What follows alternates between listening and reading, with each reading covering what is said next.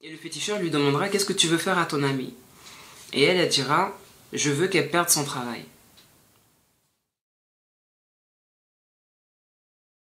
Ouais. Salut, j'espère que tu vas bien. Aujourd'hui, je vais te partager une histoire que j'ai entendue hier soir, mais que je ne peux pas garder pour moi. Cette histoire, j'ai déjà entendu par-ci, par-là, tu vois, un tel a raconté à un tel, qui a raconté à un tel, qui a raconté à un tel. Mais là, j'ai entendu la personne la raconter elle-même. Elle-même, elle a raconté son histoire. Et je me suis dit, ça, je dois te le partager. Le cœur de l'homme est trop mauvais. C'est l'histoire de deux jeunes filles qui sont devenues des femmes. Je vais les appeler le plus simplement possible. A et B. A et B sont deux filles nées de mères qui étaient déjà amies. Elles sont nées le même jour. Et elles étaient très fusionnelles parce qu'elles ont été ensemble à la crèche, maternelle, primaire, collège, lycée, bim. Ok? Donc des amies vraiment proches. Elles s'habillaient pareil, elles mangeaient ensemble, elles se lavaient ensemble, jusqu'à des fois partager la même brosse à dents. L'une ne pouvait pas aller sans l'autre aux toilettes. Elles faisaient tout ensemble. En fait, elles voulaient être et ne faire qu'un. Alors un jour, elles se sont fait la promesse que rien ni personne ne pourrait les séparer. Donc, pour ce faire, il fallait qu'elles épousent deux meilleures amies. Parce qu'elles-mêmes étaient meilleures amies, donc il fallait qu'elles épousent deux meilleures amies. Il fallait qu'elles aient la même carrière professionnelle, qu'elles avaient pour ambition d'être avocates. Il fallait qu'elles se marient en même temps, qu'elles aient des enfants en même temps. C'est pas dans l'ordre, hein, mais qu'elles perdent leur virginité en même temps. Un jour, B a un petit copain, mais A n'en a pas. Donc ce que va faire B, c'est qu'elle va lui présenter le copain de son copain. Donc là, ça fait le couple ami. Un jour, A demande à B, est-ce que tu as fait le grand saut avec ton copain? Est-ce que vous avez eu des rapports? Et A lui dira, bah non, puisque toi et moi on s'était mis d'accord que ce moment-là, on devait le traverser en même temps. Et sa copine, donc B, lui dira, bah tu sais pas ce que tu rates. Donc ce que A va faire, elle va passer le cap avec son copain. Mais ce premier rapport, c'est le début des problèmes parce que A va tomber enceinte. Et quand A tombe enceinte, elle devient la risée du quartier parce qu'en fait elle est scolarisée, justement elle va plus finir ses études, tout le monde se moque d'elle, la famille elle est déçue, etc., etc. Non seulement elle devient la risée du quartier, non seulement elle ne peut pas continuer ses études, mais en même temps elle voit que sa copine B prend ses distances, s'est fait d'autres amis et d'autres meilleurs amis avec lesquels elle a d'autres centres d'intérêt qu'elle avait avec A. Donc B a pris ses distances jusqu'à ce qu'elle se perde complètement de vue. Quelques années plus tard, elle se retrouve et quand elle se retrouve, c'est par hasard dans un centre commercial, il y en a une qui fait ses courses et l'autre qui voit l'autre. Et en fait, c'est A qui a vu B et A va vers B et B la regarde et dit mais A, qu'est-ce qui t'est arrivé?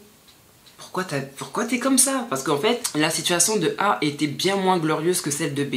Donc pendant le temps où elles ne se sont plus vues, où elles se sont perdues de vue, B a accompli ce qu'elle s'était promis quand elle était jeune. Tu comprendras que B, elle est devenue avocate, B s'est mariée, B a une bonne situation. Et c'était pas le cas de A. A était tout le contraire. Donc en fait, la grossesse a mis la vie de A par terre. Malgré l'enfant, elle n'a pas repris ses études. Et quand A voit l'attitude de B, elle a l'impression que B la prend de haut. Parce que B, elle a prospéré, mais pas A. Donc, dans l'interprétation de A, B la prend de haut. Et ça passe pas. Et donc, B dira à A, il faudrait qu'on se voit, tu passeras à la maison, etc. On va manger ensemble. Et A, dans son cœur, dira, bah ok, je vais venir chez toi, comme ça je veux voir si vraiment t'as prospéré. Mais voilà, tu vois, dans le cœur, c'est pas ça. Le jour où A va chez B, elle dira avoir été époustouflée par ce qu'elle a vu. Elle a dit, je reconnais, la fille a percé. Je m'attendais pas à ça. Mais A n'est pas contente. Dans l'apparence, elle se réjouit, mais à l'intérieur, elle n'est pas contente. Parce qu'elle se dit, c'est la vie que j'aurais pu avoir, la maison que j'aurais pu avoir, la carrière que j'aurais pu avoir, le mari, la voiture que j'aurais pu avoir. Mais c'est pas moi qui les ai, c'est elle. Et ça, c'est tout ce qu'on s'était promis quand on était plus jeune. A, c'est une femme qui dit aller à l'église. Elle a dit, je vais à l'église, mais je crois plus en tout ce qui est traditionnel, en tout ce qui est fétiche. Donc, ce qu'elle a fait, elle s'est tournée vers son féticheur, qu'elle avait déjà apparemment consulté en amont. Et le féticheur lui demandera, qu'est-ce que tu veux faire à ton amie? Et elle dira, je veux qu'elle perde son travail. Le féticheur va lui donner une stratégie qu'elle va tout de suite exécuter. Elle va retourner chez B et elle va dire à B, écoute, mon propriétaire menace de m'expulser parce que j'ai pas réussi à payer mon loyer et s'il le fait, j'ai nulle part où aller. Et B lui dira, bah écoute, je peux pas habiter ici par rapport au fait que mon mari, bien qu'il travaille à l'étranger, il vient de temps en temps, mais pour ne pas que je sois seule, justement, j'habite avec sa sœur. Donc c'est pas possible, tu peux venir la journée, rester un petit peu ou venir de temps en temps, mais tu peux pas dormir ici, tu peux pas habiter ici. Et A dira, bah je l'ai pas mal pris, parce qu'au fond de moi, je savais ce que je faisais. Ensuite, elle lui dit, bah puisque tu peux pas m'héberger, dépanne-moi une certaine somme d'argent pour que je puisse le calmer, que je puisse payer mon loyer. Donc B lui donnera de l'argent frais, et A lui demande bien, est-ce que c'est ton argent?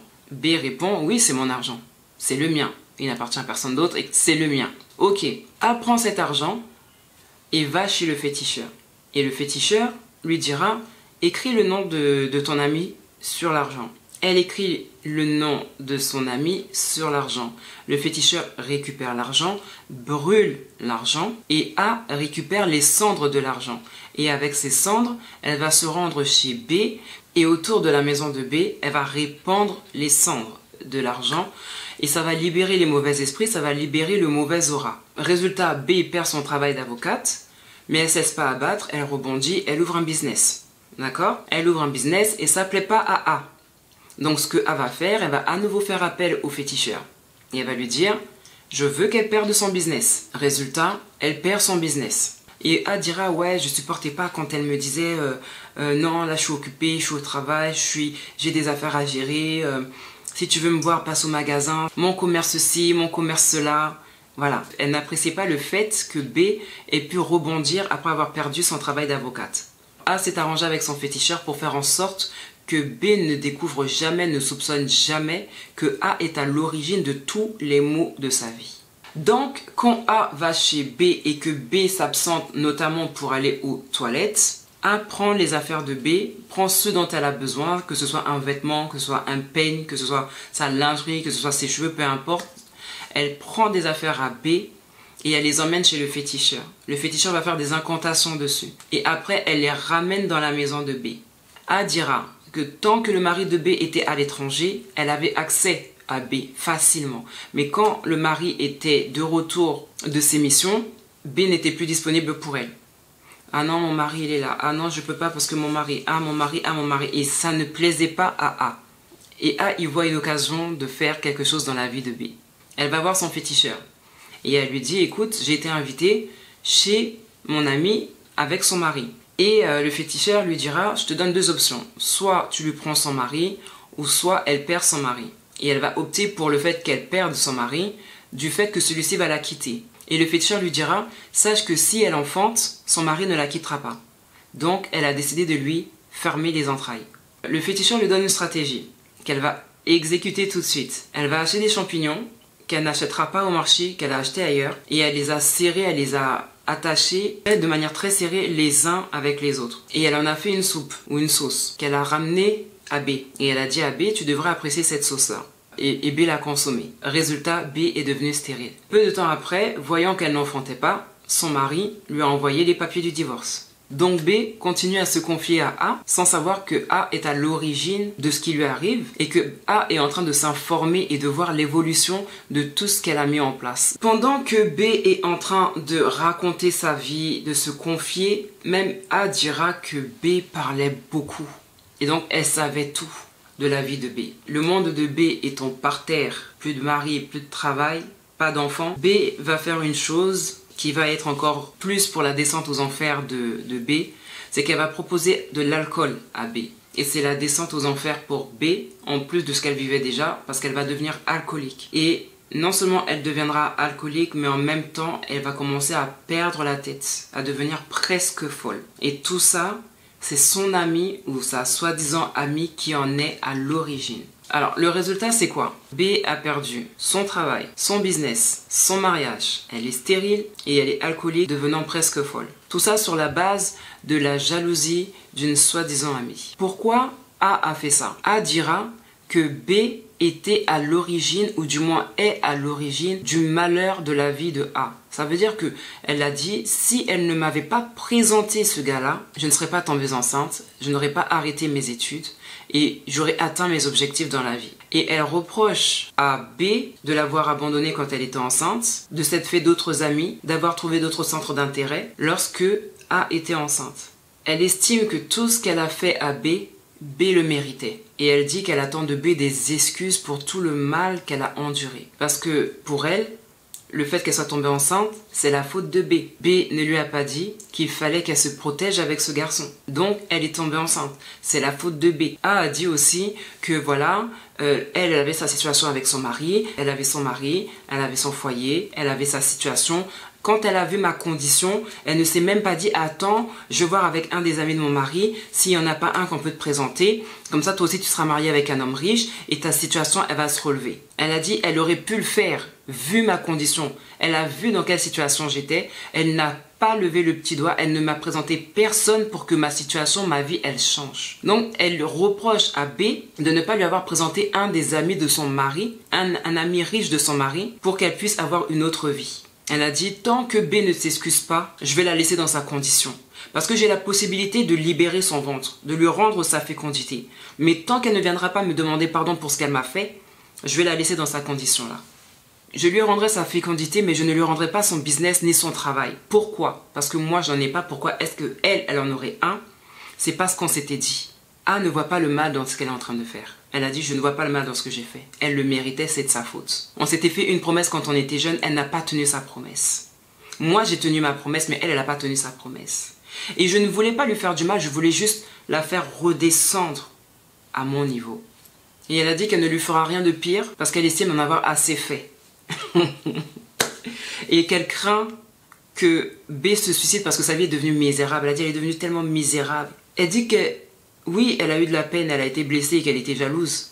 Mais qu'aujourd'hui, elle est plus jalouse d'elle. Mais c'est normal qu'elle soit plus jalouse d'elle puisqu'elle lui a tout enlevé. Mais en attendant, la vie de A est restée misérable. L'argent que B lui avait donné pour payer son loyer, elle aurait pu en faire quelque chose. Peut-être commencer un business, faire un truc. Elle n'a rien fait avec. Elle a cherché à détruire la vie de sa copine. La morale de tout ça, c'est quoi? C'est qu'il y a des personnes auxquelles tu te confies qui sont à l'origine de tes problèmes. Mais ça, tu ne le sais pas. Sache que dès que tu commences à avancer dans ta vie, tu déranges. Ça me rappelle l'histoire de Saül et David.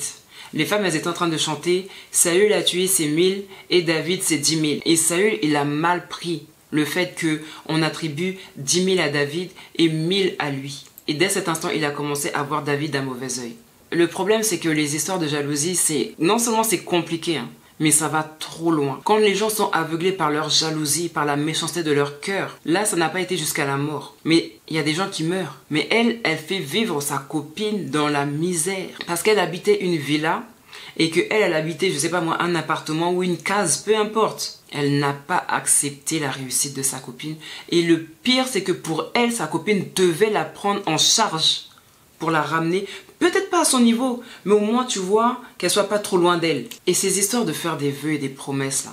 Quand on fait un vœu, quand on fait une promesse, on est en train de sceller une alliance avec la personne. Mais le problème, c'est que tu donnes du pouvoir à la personne à qui tu fais la promesse. Tu lui donnes du pouvoir sur ta vie. Et là, c'est ce qui s'est passé pour cette fille-là. Elle a même dit, en plus, c'était mon amie, donc j'avais accès à sa vie. Elle ne tenait pas ses promesses, donc elle avait une raison de faire tout ce qu'elle faisait. Parce qu'elle-même, elle a dit, on avait un lien. On avait un lien, on était un. Sur la base de ces promesses, on était un. Pour toutes les personnes qui pensent que c'est pas possible, quand tu as fait une promesse, tu dois la réaliser coûte que coûte, tu peux pas t'en sortir autrement. Faux. Proverbe 6, versets 1 à 5 dit autre chose. Je vais te le lire. Mon fils, si tu as cautionné ton prochain, si tu t'es engagé pour autrui, si tu t'es enlacé par les paroles de ta bouche, fais donc ceci. Mon fils, dégage-toi. Puisque tu es tombé au pouvoir de ton prochain, va, prosterne-toi et fais des instances auprès de lui. Ne donne ni sommeil à tes yeux, ni assoupissement à tes paupières. Dégage-toi comme la gazelle de la main du chasseur, comme l'oiseau de la main de l'oiseleur. Ne va pas subir une situation que tu peux changer, de laquelle tu peux sortir. Il y en a que j'entends dire oui, mais j'ai fait une promesse, il faut que je la tienne. Si tu peux plus tenir ta promesse, va voir la personne et dis-lui, excuse-moi, je t'avais fait telle promesse, mais je me rends compte que je me suis laissé aveugler par les sentiments, je me suis laissé aveugler par telle chose, je ne peux pas tenir ma promesse. J'aurais aimé, mais je ne peux pas. Mais il y a des gens qui ne peuvent pas le faire, qui ne veulent pas le faire, qui plaident la loyauté, mais qui reste dans des liens, qui reste dans une relation malsaine. Un exemple encore par rapport à ça, parce que je connais une situation de ce genre où l'homme s'est mis avec la femme et il a fait des promesses à la femme, mais ces promesses aujourd'hui il peut pas les tenir, mais il est incapable d'aller voir cette femme pour lui dire écoute, je ne peux pas tenir les promesses que je t'avais faites. Pourquoi? Parce que la femme aujourd'hui elle est restée sur les promesses que l'homme lui a faites. Elle ne fait que lui dire tu m'as dit, tu m'as dit, tu m'as dit, tu m'as promis que tu ferais, tu m'as promis que tu dirais, tu m'as promis que. Mais le fait que l'homme ne puisse pas prendre son courage et de dire à l'autre je me retire, je suis désolé, je ne peux pas m'engager, et qu'il cherche à se dégager, ça le fait rester dans une situation de laquelle il voudrait sortir. Mais de l'autre côté, tu as une femme qui fait pression. Tu as une femme qui ne veut pas le laisser partir. Mais parce qu'en même temps, l'homme ne prend pas le courage de se dégager. Voilà. Sache que si tu t'es lié par ta bouche aussi tu peux te délier. C'est aussi simple que ça. Tu as fait une promesse, tu peux pas la tenir, et ben avec la même bouche que tu as fait la promesse, tu vas aller reconnaître que tu peux pas tenir cette promesse. Et tu annules ta promesse. C'est toujours mieux que de laisser la personne en suspens. De lui dire écoute, ne m'attends pas. Parce que je ne peux pas le faire. Je pensais que j'aurais pu, mais je ne peux pas le faire.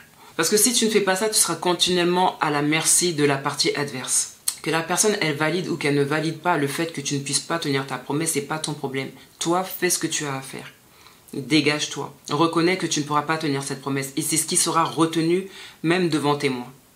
Voilà, j'espère que cette vidéo va t'inspirer et que tu retiendras ce qu'il y a à retenir. C'est que la personne avec laquelle elle a grandi, qui avait accès à sa vie, à laquelle elle se confiait, cette personne était à l'origine de son malheur. Voilà, c'est tout pour moi. Je te laisse avec ça. Sur ce, bon courage.